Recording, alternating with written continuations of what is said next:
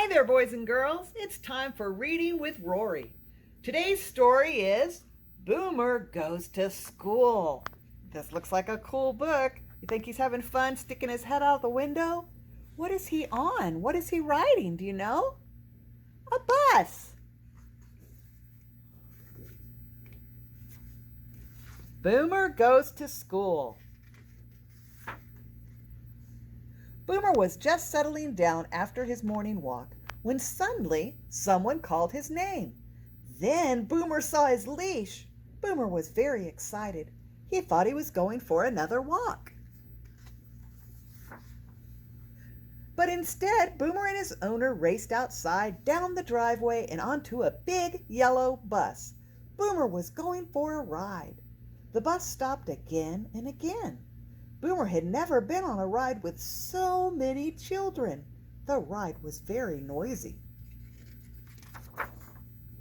After a while, the bus stopped in front of a big building. The children climbed out. Boomer climbed out too.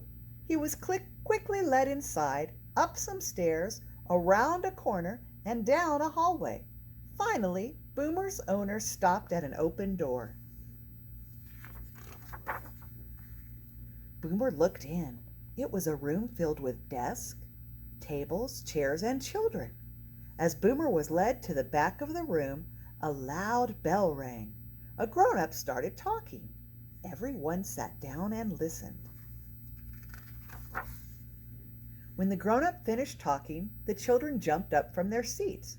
Boomer was let off his leash. He didn't know what to do first. There were toys to share, pictures to paint, games to play, and best of all, there was lunch. After lunch, Boomer watched as the children gathered together and sat in a circle. Boomer was ready for the next game, but this time all the children sat quietly. Boomer started to get up, but he was told to sit down. Boomer wiggled and squirmed. He was told to sit still. Boomer barked and barked. He was told to be quiet. Boomer was very confused.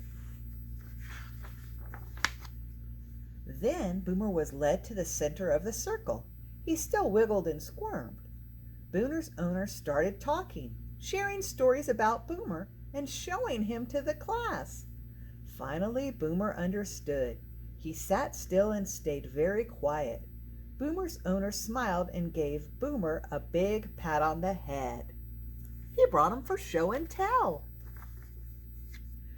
Suddenly, a loud bell rang and it was time to take another bus ride.